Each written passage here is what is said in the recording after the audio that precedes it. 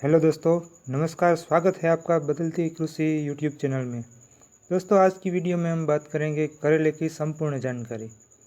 करेले की खेती कब कब करनी चाहिए, बिजाई से लेकर हार्वेस्टिंग तक, जिसमें जलवायु, खेत की तैयारी, बीज की वैरायटी, बेसल डोज, बीज की मात्रा, प्लांटेशन, सिंचाई, बीमारियों का इलाज, उर्वरक, खाद, लाइफ साइकिल, प्रोडक्शन, बेनिफिट तक की संपूर्ण जानकारी देने वाले हैं। तो इस वीडियो को ज़रा सा भी स्किप मत करना। अगर वीडियो अच्छी लगे तो लाइक ज़रूर करना और चैनल को सब्सक्राइब करके बेल आइकन दबा देना। दोस्तों, पहले बात करते हैं करेले की खेती करने के लिए टाइमिंग यानी अनुकूल समय। तो बरसात के दिनों में जून से लेकर अगस्त तक अनुकूल समय माना जाता है और गर्मियों के दिनों में दिसंबर और जनवरी से बुआई कर सकते हैं। दोस्तों, बात करते हैं जलवायु और तापमान की। तो करेले की फसल मध्यम तापमान की फसल है। इस फसल की तापमान की बात करें तो मिनिमम तापमान 15 डिग्री और मैक्सिमम तापमान 35 से 38 डिग्री चल जाती है और फ्लावरिंग स्टेज पर तापमान 28 से 32 सबसे बढ़िया रहता है। हाई टेम्परेचर फ्लावरिंग गिरने की समस्या आती है। बात करते हैं भूमि और खेत की तैयारी की। तो करेले की खेती के लिए काली मिट्टी, पीली मिट्टी, लाल मिट्टी, काली दोमट, चिकनी दोमट यानी लगभग सभी तरह की भूमि चलती है। भूमि का पीएच वैल्यू 5.5 से लेकर 7.5 अच्छा रहता है। जल का निकास अच्छा होना चाहिए। और अब बात करते हैं खेत की तैयारी की। तो सर्वप्रथम मीडियम गहराई पर कल्टीवेटर चलाने के बाद मिट्टी को भुरभुरी करने के लिए रोटावेटर चला के खेत को समतल कर लेना है।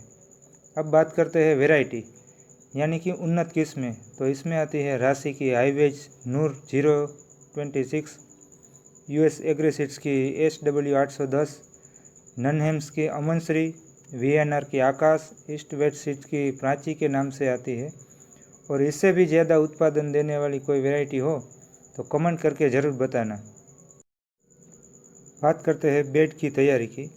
अगर आप बेड से खेती करते हैं तो अच्छा उत्पादन मिलता है और साथ में बरसात के मौसम में हमारी फसल खराब होने के चांस भी न के बराबर होता है।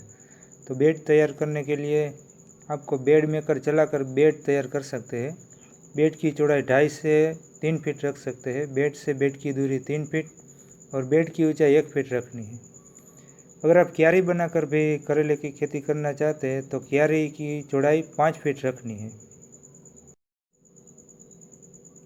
दोस्तों, अब बात करते हैं मल्चिंग पेपर की। तो करेले की फसल 4 से 5 महीना चलती है। तो करेले की फसल पर 20 से 25 माइक्रोन का मल्चिंग पेपर लगता है और 1 एकड़ में हमारा लगभग 10 से 12 हज़ार का मल्चिंग पेपर का खर्चा आता है। दोस्तों, अब बात करते हैं ड्रिप इरिगेशन की। तो आप 16 mm ड्रिप इंस्टॉल कर सकते हैं और इसका खर्चा लगभग 30 से 35 हज़ार का आता है। दोस्तों, अब बात करते हैं बेसल डोज यानी बुआई के समय की खाद। तो बुआई करते समय 1 एकड़ में diammonium phosphate 50 kilogram, single super phosphate 100 kilogram, MOP यानी म्यूरेट ऑफ पोटास 35 किलोग्राम और 2 ट्रॉली सड़ी हुई गोबर की खाद सभी को बेड के ऊपर अच्छी तरह से देना है। इस प्रकार आप बुआई के समय इन खादों को देते हैं तो आपको अच्छा उत्पादन देखने को मिलेगा। अब बात करते हैं प्रति एकड़ सीड्स की। तो हम एक बेड पर एक लाइन लगाते हैं तो 500 से 600 ग्राम सीड लग जाते हैं। आप अच्छी वैरायटी के सीड का ही चुनाव कीजिए। दोस्तों, अब बात करते हैं करेले की खेती में प्लांटेशन और प्लांट डिस्टेंस है। तो आप पौधे से पौधे की दूरी 2 से 2.5 फीट रख सकते हैं। अब बात करते हैं सिंचाई की। तो यदि आप ड्रिप से सिंचाई करते हो तो 2 से 3 दिनों के अंतराल पर 2 घंटे ड्रिप चला सकते हैं। अगर आप क्यारी में सिंचाई कर सकते हैं तो 6 से 8 दिनों के अंतराल पर पानी चला सकते हैं। दोस्तों, बात करते हैं करेले की फसल पर स्प्रे शेड्यूल की। तो स्प्रे शेड्यूल महत्वपूर्ण है क्योंकि करेले की फसल पर कई बीमारियां आती हैं जैसे हरी मक्खी, सफ़ेद मक्खी, रस चूसक कीट, इल्ली, डाउनी मिल्ड्यू, पाउडरी मिल्ड्यू और लीफ स्पॉट जैसी बीमारियां आती हैं। साथ में कोकड़ा रोग भी आता है। तो आइए बात करते हैं स्प्रे शेड्यूल की। तो हमारा पहला स्प्रे फसल के 10 से 15 दिन की हो जाए तब कॉन्फिडोर और MP45 पाउडर आता है, 30 ग्राम इन दोनों को मिला के 15 लीटर पानी में घोल करके स्प्रे कर सकते हैं। हमारा दूसरा स्प्रे 25 दिन की फसल पर सिजेंटा की एकतारा 6 ग्राम, एंट्राकोल 40 ग्राम 15 लीटर पानी में मिलाकर स्प्रे कर सकते हैं। तीसरा स्प्रे की बात करें तो वो 30 से 35 दिन की फसल पर UPL की लांसर गोल्ड 35 ग्राम, सिजेंटा की क्वांटिस 40 ml दोनों को मिलाकर स्प्रे कर सकते हैं।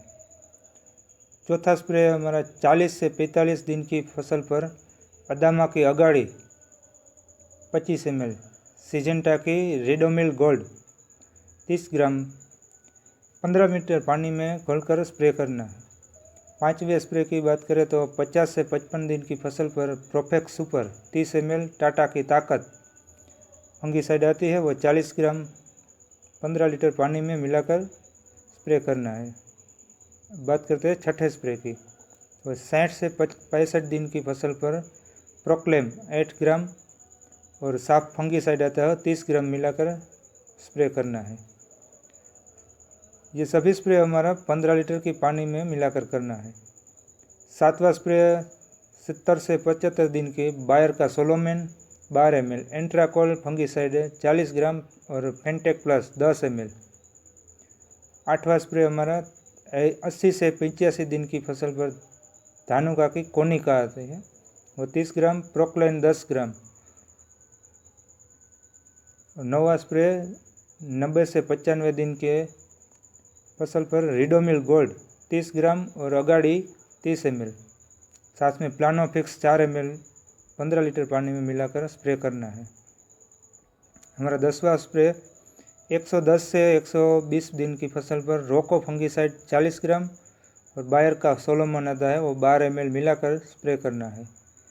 हमारा 11वां स्प्रे 130 से 140 दिन की फसल पर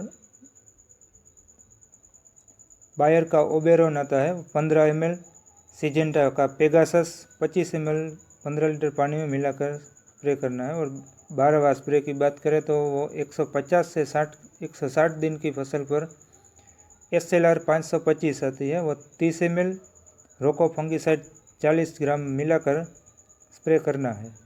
दोस्तों ये रेगुलर स्प्रे शेड्यूल है, बाकी आप आवश्यकता के अनुसार स्प्रे कर सकते हैं। दोस्तों अब बात करते हैं खाद शेड्यूल की। तो खाद शेड्यूल भी फसल स्प्रे शेड्यूल जितना ही फसल पर आवश्यक है, क्योंकि फसल की अच्छी बढ़वार और फ्लावरिंग के लिए खाद बहुत ही ज़रूरी है। तो ये हमारा पहला खाद है, फसल के 20 से 30 दिन की होती है तब यूरिया 30 किलोग्राम और माइक्रोन्यूट्रिएंट 5 किलोग्राम जड़ों के पास देकर सिंचाई करना है।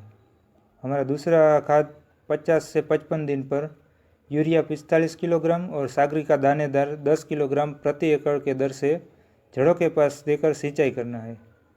और तीसरा खाद हमारा 80 से 85 दिन पर यूरिया 40 किलोग्राम, MOP यानी म्यूरेट ऑफ पोटास 20 किलोग्राम और बायोजाइम 5 किलोग्राम प्रति एकड़ के दर से जड़ों के पास देकर सिंचाई करना है।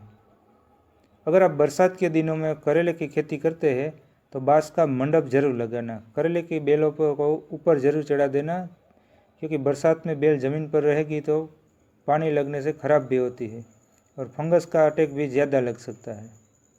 दोस्तों बात करते हैं लाइफ साइकिल की।